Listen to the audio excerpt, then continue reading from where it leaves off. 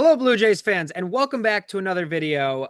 Oh my goodness, game three was a whirlwind to say the least, a historic game for the books, but unfortunately, we bit the bullet at the end, 5-6 Dodgers, with Freddie Freeman putting the nail in the coffin. But of course, we're here to talk about the recap, what went right, what went wrong, and what to look forward to in game four. Brandon, let's get your recap and your thoughts. Yeah, it's a frustrating game. Obviously, I mean, losing a game in the World Series sucks regardless. Doing it in 18 innings when you use your entire bullpen is 100 times worse. But I mean, yeah, it's just we'll talk about the ramifications for Game Four in a moment. Obviously, that is super crucial to what's about to happen. But I mean, yeah, it's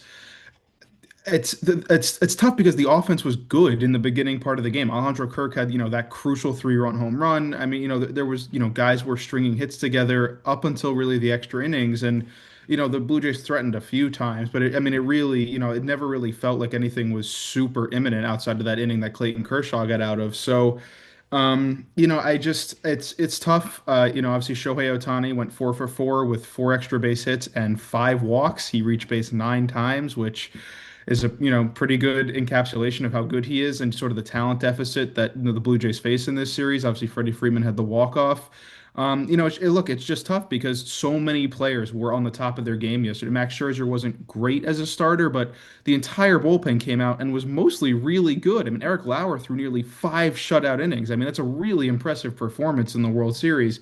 And it wasn't enough. And again, it's just now there's so much pressure on the Blue Jays, who are like the Dodgers, are going to be exhausted to come out on the road in at least one of the next two games to try to win and elongate the series. Yeah, I will say before putting the negative in here, I will put in the positive of look, we battled a very hard battle and a long battle nonetheless. I think we also got really tired at the end. I do want to give a shout out to people like Nathan Lukes, of course, Vladimir Guerrero Jr., not so much for the offense, but the defense that we really played, where, yeah, there were some slip ups in the outfield, but for the most part, especially in those, 10th, 11th, 12th, the numbers go on and on here, but we really played amazing defense in the outfield. So that was really great to see.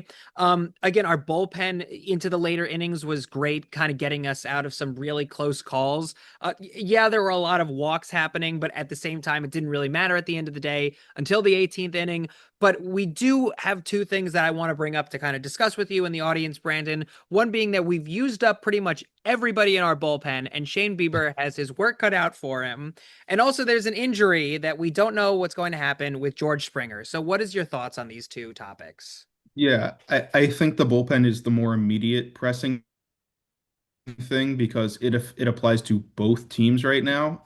Literally every single reliever on both rosters was used last night. I did a front page article on Jay Center breaking down the pitch counts of each of those pitchers, but that number, Sir Anthony Dominguez threw nearly 30 pitches, Jeff Hoffman threw over 30 pitches, Eric Lauer threw nearly 70 pitches. A lot of guys. I mean, the Blue Jays will have some guys available just because it's the World Series, but a lot of guys are not going to be around. The same's obviously true for the Dodger. Will Klein had to throw 70 pitches. I meant Sheehan had to throw 40 pitches. I mean, they're tired too. It's just, Shane Bieber, who great, obviously a great pitcher, but he hasn't thrown, the Blue Jays are going to need depth out of him. I mean, really 7, 8 innings tonight, and he hasn't done that since coming back from the injured list from Tommy John surgery. Shohei Ohtani obviously was injured. He's, thrown, he threw 100 pitches in his last outing in the postseason. So there's concerns on the Dodgers side as well. But it's just, I mean, it's going to come down to a starting pitching matchup in Game Four, which when you have Shane Bieber on the mound, that's not necessarily a bad thing, but obviously you're facing Shohei Ohtani, who it's, that's never a fun at bat. So it's just a concerning thing, because there's no real fallback option for the Blue Jays tonight. Obviously they have to keep, they have to preserve Trey Savage for Game Five, Kevin Gausman, for Game Six, hopefully. And so it's just a situation where it's going to be a war of attrition between Bieber and Ohtani. I mean, it's even if they struggle, the managers are going to have to keep them in and hope they can work through it. Beyond that, though, obviously, as you mentioned, I'll pass this off to you. George Springer is hurt. It appears that he's going to miss game four. It's, as we know it right now, it's right side discomfort. That sounds like an oblique to me, which Ethan, you and I know plenty about covering oblique injuries this year with the Red Sox and the Cubs. So obviously, who knows? Maybe he'll make an appearance, but that's obviously a huge loss for the Blue Jays lineup. Yeah, I mean, George Springer literally brought the Blue Jays to the World Series at this point. I mean, look, Vladimir Guerrero Jr. is a godsend to the Blue Jays. He is paid, heavily a great contract, but George Springer is the real star, I think, in these past few games, whether it was, up against a myriad of teams. So I think it is a real big worry if it is an oblique industry injury, excuse me. And it is kind of a death sentence. So, in the throes of the World Series, hopefully that isn't the case. But if it is, I kind of want to throw it back over to you to kind of ask the question of where do the Blue Jays go from here in such a kind of timely, manner? You have this star player like George Springer who's been incredible all season. And now, hypothetically, if he's out for the rest of the season, being the World Series, who do we replace him with? Because, we put in some pinch hitters, but they can't produce. Nobody can really produce like George Springer can. Yeah, it's a good question. Obviously, George Springer has been the DH really all season, so it's not really a question of defensive fit, thankfully. But it's like you said, it's an offensive impact thing. Bo Bichette obviously, has come back for this World Series. Maybe you move him to DH and let Isaiah Kiner Falefa handle the second base position. Could have Miles Straw, maybe Davis Schneider try to take some at bats. But at the end of the day, it's just a situation where ultimately it's going to have to be a team effort. Obviously George Springer's spot is going to be moved down in the lineup if he misses time. That means maybe Nathan Lukes will bat leadoff, maybe Bo Bichette will move into the leadoff spot.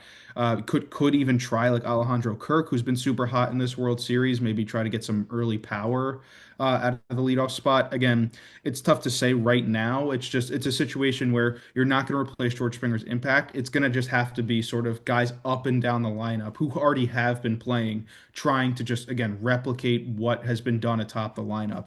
But Yeah, obviously, we'll see. yeah, it's going to be a really interesting game four for so many reasons, and both teams are so dead tired right now.